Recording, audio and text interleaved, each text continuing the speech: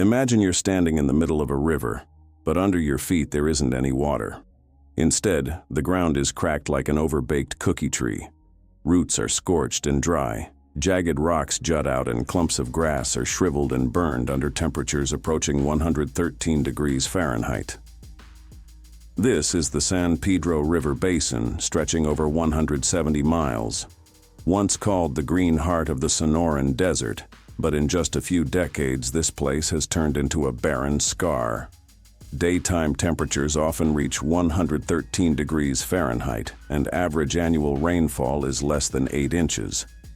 In some areas along the Arizona-Mexico border, there have been up to 14 straight months without rain. Groundwater levels have dropped, causing trees to wither, insects to disappear, and migratory birds to stop returning. In 2015, scientists recorded that over half of the native aquatic species had gone extinct, and the entire population of the small town of Bonita relocated. Yet in recent years, people have witnessed a remarkable transformation.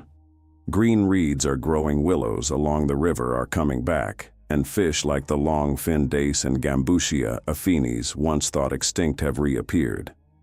According to the Nature Conservancy, the number of migratory bird species in the Middle San Pedro has increased from 80 to 115. In places where beavers have returned, the environment is wetter. Temperatures have dropped by 5 to 9 degrees Fahrenheit. Groundwater levels are rising quickly, and the risk of wildfires has dropped by as much as 60%. This once devastated land has become a vital stopover for North America's ecosystems. That's right. The culprit quietly bringing the river and thousands of acres of semi-desert in southern Arizona back to life is Castor canadensis, the North American beaver. It's a creature just a bit bigger than a pillow, weighing about 45 pounds, nocturnal with a flat tail, chisel-like teeth, and engineering skills that would put some civil engineering students to shame. But before beavers returned and transformed the semi-desert into a thriving oasis, people didn't just sit by and watch. For decades, everyone from government officials to farmers tried everything to save the San Pedro. They built concrete dams and stone embankments to control floods. But the river only dried up more in summer. People drilled deeper wells and dug reservoirs to store water. But as the aquifer dropped, wells dried up and reservoirs evaporated quickly under 104 to 113 degrees Fahrenheit heat. Scientists even experimented with artificial beaver dams and planted willows and cottonwoods to hold the soil. But in the end, these solutions were either too expensive, broke down quickly, or couldn't withstand the harsh Sonoran climate. From this string of failures, people realized nothing could replace the natural engineers they'd wiped out a century ago, the beavers. In the late 1990s, an ecology group from Sky Island Alliance, together with experts from the Arizona Game and Fish Department, took a bold step. They secretly released 16 beavers into the upper San Pedro as part of a reeing program. At the time, most people were skeptical, and officials worried the beavers would damage irrigation infrastructure. But that risky decision kicked off an extraordinary revival of the river. Not only did the beavers survive, they thrived. Just 4 months after release, the first dam appeared. Within 2 years, there were 9 small dam chains stretching nearly 3 meters along the river. Each dam was only about 1 to 2 feet tall and a few yards wide, but they created deep pools that kept water flowing year-round. By 2006, just 4 years after the first group was released, researchers recorded over 30 naturally built dams by those beavers. By 2009, the population was estimated at 100 to 120 individuals, with some traveling dozens of miles to the Gila River or even crossing into Mexico to build more dams. We've seen the beavers' remarkable success at restoration, but how did these small animals design an ecological infrastructure that would cost humans millions to replicate? No blueprints, no fuel. The beaver starts with the simplest action when they pick a stretch of river. Beavers fell willows, cottonwoods, or poplars.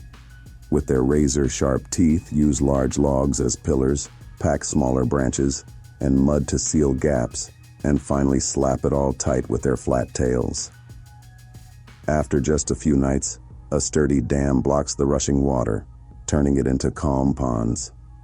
From there, a chain reaction begins. Silt settles, making the soil fertile. Water seeps into the ground, recharging the aquifer. Riverside forests regrow, cooling the area with shade. Insects, frogs, migratory birds, trout, even deer, and wolves return, turning the barren land into a vibrant oasis. When heavy rains come, beaver dams slow down flash floods. In drought, moist areas keep wildfires from spreading. All of this happens without machines or human engineers. What stuns many people, this solution is almost free. A beaver dam can last 10 to 12 years without maintenance, while a concrete dam or irrigation canal can cost $5 to $50 million and quickly deteriorate without constant repairs. However, just as beavers are being hailed as the architects of rebirth in the wild, a wave of backlash has risen from the very communities living near the rivers they've revived. To many farmers and landowners, beavers aren't environmental heroes. They're eco-vandals wreaking havoc on decades of hard work.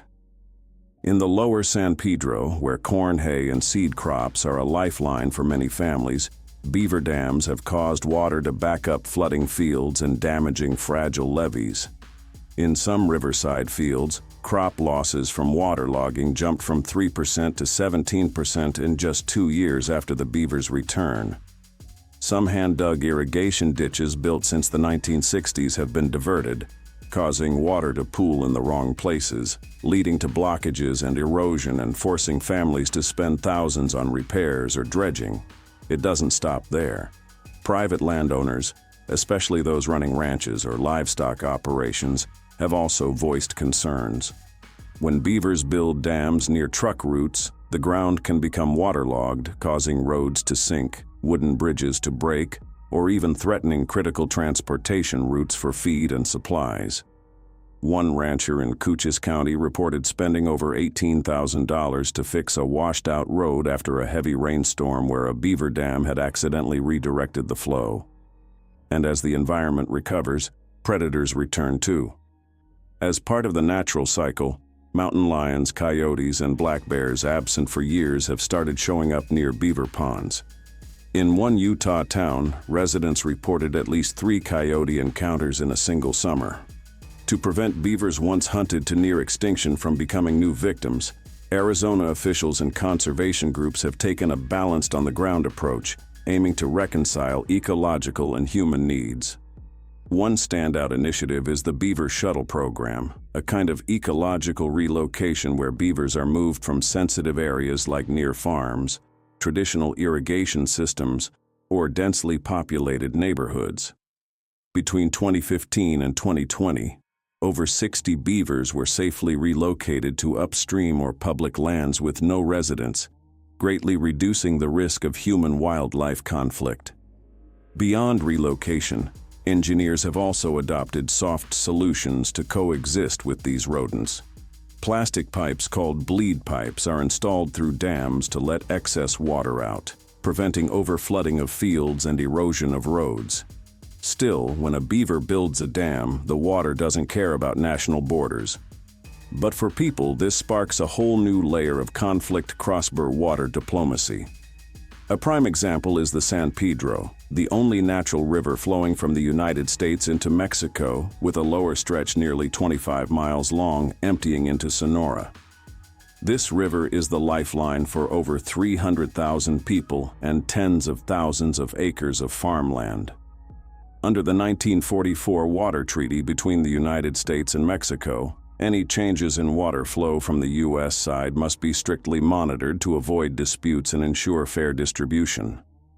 A single beaver dam can hold back 2,000 to 4,000 cubic meters of water, not much on its own. But when dozens of dams line the river, the cumulative effect can significantly reduce the flow into Mexico, directly impacting crops, drinking water, and the entire ecosystem. And so, a question never before asked in the history of water diplomacy. Can an animal violate an international treaty even by accident? It's not just nations speaking up. Indigenous communities like the Tohono O'odham and San Carlos Apache, who lived along the San Pedro long before national borders, are demanding a say in monitoring and decision-making. They want access to groundwater data, beaver dam locations, and information on impacts to sacred lands, livelihoods, and native culture. In Arizona, every beaver is now fitted with a GPS collar transmitting real-time signals via EDM satellites. When they leave their lodges, movement data is sent straight to a central hub, letting ecologists pinpoint where new dams are built, whether they're outside protected areas or threatening human infrastructure. Meanwhile, AI-powered drones scan wetlands, detecting new dams using heat signatures, light reflection, and three-dimensional terrain maps. According to the University of Arizona in 2023, this system is over 92% accurate. All the data feeds into the open-source platform Beaver Mapper, where anyone from rangers and scientists to farmers can update and use the information. Early results reveal a wave of positive impacts, spreading far and wide, even catching the attention of the market. According to the U.S. Bureau of Land Management, farmland prices in the San Pedro Green Corridor have risen an average of 15% over the decade from 2013 to 2023. Ecotourism has also boomed. The Beaver by Night tour in Cochise County alone draws over 4,000 visitors a year, bringing in more than $340,000. Meanwhile, organizations like the Nature Conservancy are piloting wet carbon credits averaging $45 per ton of carbon dioxide stored in beaver-created wetlands. However, putting the fate of an entire ecosystem on the shoulders of a single species is a double-edged sword. Beavers may be nature's engineers, but they're not invincible. A disease outbreak, a prolonged drought, or the arrival of a strong invasive species could cause the whole dam network to collapse like dominoes. A study in Alberta, Canada found that when the beaver population dropped by just 30% due to disease, nearly 70% of natural dams were abandoned within 5 years. When the dams vanish, the water drains away, vegetation dries up, and the whole food chain falls apart. On top of that, slowing down the river's flow isn't always welcome. In the San Pedro, the only river crossing from the United States into Mexico, each dam can hold up to 4,000 cubic meters of water. A few dams may not matter, but dozens or even hundreds can alter the water supply downstream. For Sonora, Mexico, where over 300,000 people and tens of thousands of acres of farmland depend on that flow, the impact is real. Beavers aren't a miracle, and they're certainly not the only solution to the climate crisis. But their story in Arizona makes us ask a fundamental question. Do we still believe in nature's ability to heal itself? When beavers once hunted to extinction were reintroduced to the San Pedro, they didn't ask for a budget, hold press conferences, or need blueprints.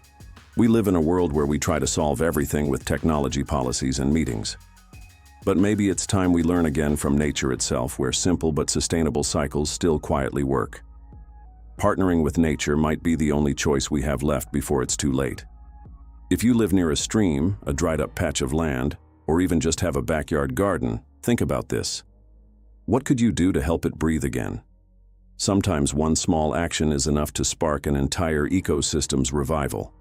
And maybe rebirth doesn't start with the sound of a project kickoff, but with the quiet gnawing of a beaver on a branch. Maybe you never thought that a beaver, a small rodent once hunted to extinction, could save an entire river in the heart of the desert. But that's exactly what happened in Arizona. What do you think? If you could release beavers somewhere else, which desert would you choose?